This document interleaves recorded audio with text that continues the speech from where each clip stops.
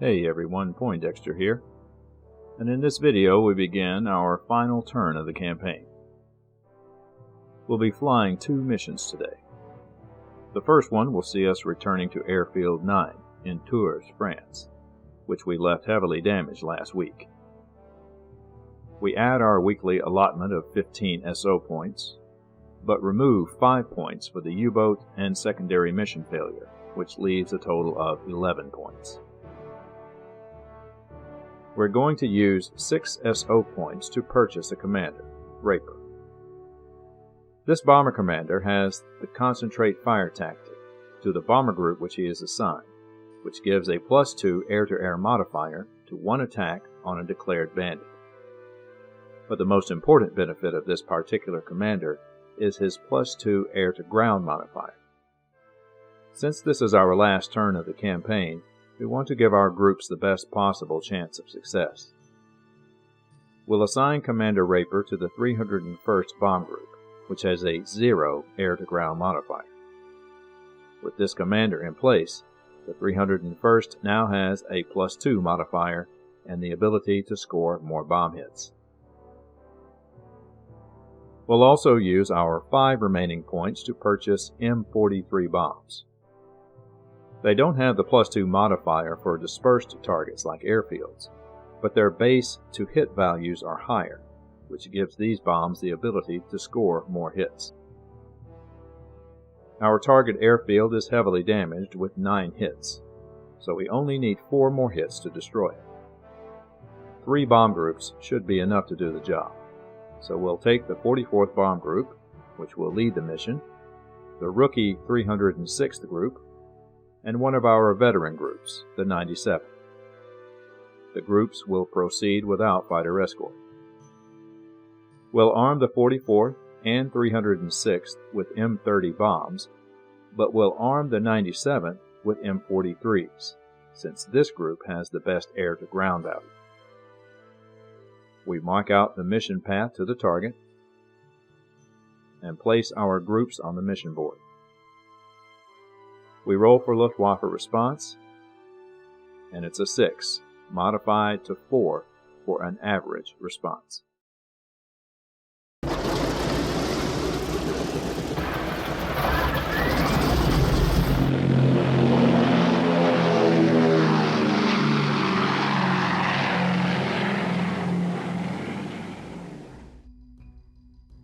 Our 3 bomb groups form up over England, and we draw an event card.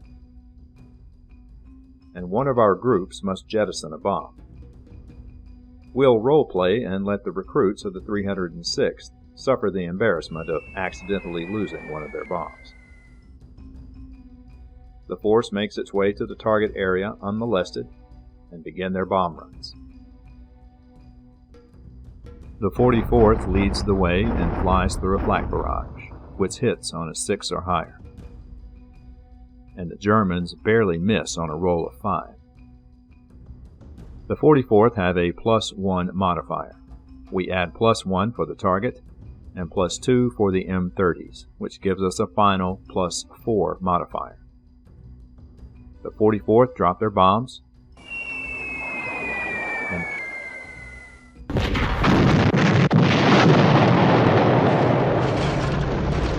the 44th single-handedly finish off the airfield. 1 bomb misses on a modified 5, but 3 bombs score the fatal hits, adding 5 points of damage. But we still have 2 bomb groups that have yet to drop. The 306th fly through German flak.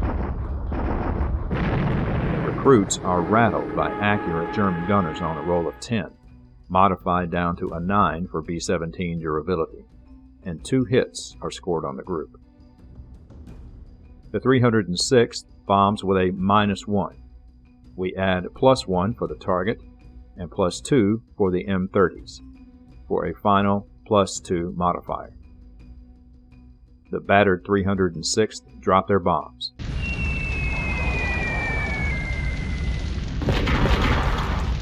And the rookies, shaken by their flak ordeal, completely miss the target with no hits. The veterans of the 97th Group are up next and fly through German flag. And the group is spared the worst of it on a roll of 3, modified to 2 for B-17 durability, and the group takes no losses.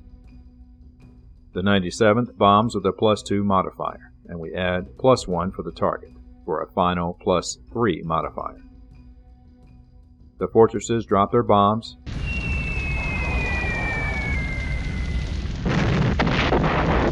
The M43s prove their worth. All the bombs hit for their maximum values, and 6 more hits are scored. The airfield has been obliterated, and we score 4 more victory points. We also move the bandits' disrupted counter up 4 spaces, and we remove another German squadron from the map. Our groups begin their homeward journey, and we draw an event card. And we draw choppy weather. Since we will not be intercepted on the way home, there is no need for a formation check, so we ignore the event. And our groups make their way back to England. The 44th, 306th, and 97th received 2 experience points for the destruction of the airfield, and the 44th also receives an experience boost to veteran status. We make note of our 4 victory points, and our score now sits at 53. We also replace our destroyed airfield with a new one. Our final mission of the campaign will be against Airfield 7 in Beauvoir, France, located in Hex 9. The target is worth 3 victory points, which will give us a total of 56 points, enough to end the campaign with a good rating. It will require 11 hits to destroy. It has a +2 air-to-ground modifier, and flat will be light and somewhat inaccurate. And for this target, we're going to send some of our most formidable groups. The Ace 4th Fighter Group will fly escort just in case the Luftwaffe decide to make an appearance. The veteran B-24 Group, the 93rd, will fly lead. Commander LeMay's 305th will also fly today. And the 301st, with their new Commander Raper, will fly the rear. We'll arm the 93rd and 305th with M30 bombs, and give the 301st an M30 as well.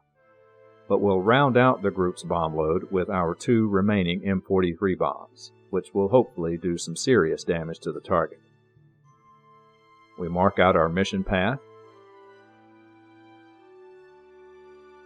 and add our groups to the mission board. We roll for Luftwaffe response, and it's a 7, modified to 5 for an average response. Our formation should not be running into any enemy fighter opposition.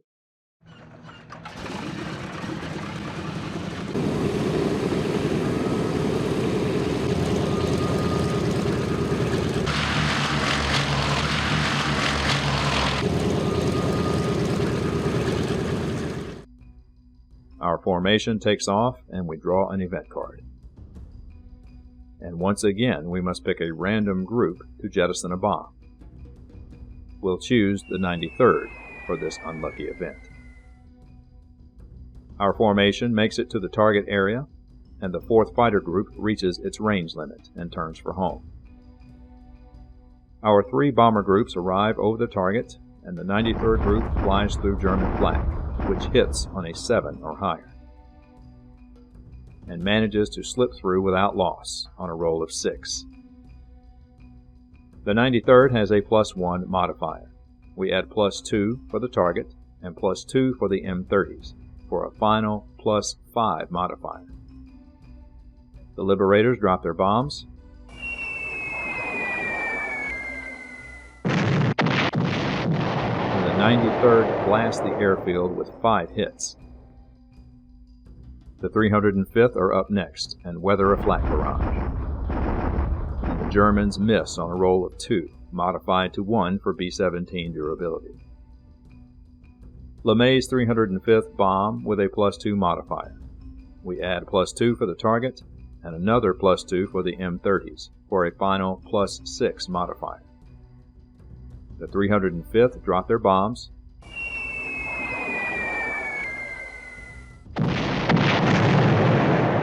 and it's a good strike with 4 more damage points added to the airfield. The 301st group brings up the rear and fly through a flak barrage and escape unscathed on a 6, modified to 5 for B-17 durability. The 301st bomb with a +2 thanks to Commander Raper. We add +2 for the target and +2 for the single M30. But with the M43s, we'll only add a +4 modifier, since these bombs aren't as effective on dispersed targets. We only need 2 more hits to destroy the airfield. The fortresses drop their bombs, and the 301st clobber the target with an accurate bomb run and finish off the airfield with style. 6 more hits are scored, for a final total of 15 hits. We gain 3 victory points, and we move the bandits' disrupted counter up 3 spaces. And we remove another Luftwaffe airfield from the map. Our victorious groups turn for home, and we draw an event card. And we receive bonus SO points equal to the target's victory points, which is 3. It's of little consequence, however, as this is our last mission of the campaign. And our formation makes its way back to England. The 93rd, 305th, and 301st receive 2 experience points. And LeMay's 305th Bomb Group end the campaign as an ace bomber group. We receive 3 victory points for a final campaign total of 56. And our overall campaign performance is good.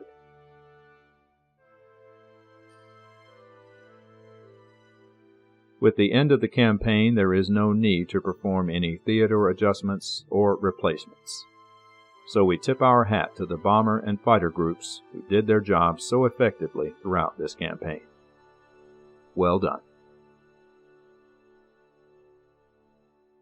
I hope you enjoyed my playthrough of B-17 Flying Fortress Leader, and I thank all of you for the kind words, encouragement, suggestions, and help throughout the process. I'm grateful you have found these videos valuable.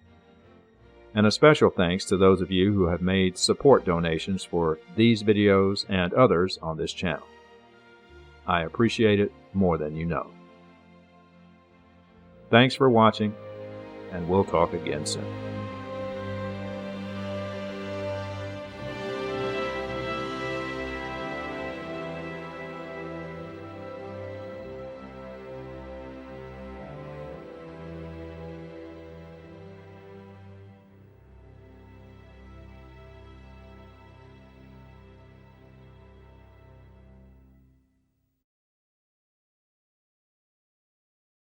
Since I started these videos over 2 years ago, additional changes and add-ons have been integrated into Flying Fortress Leader.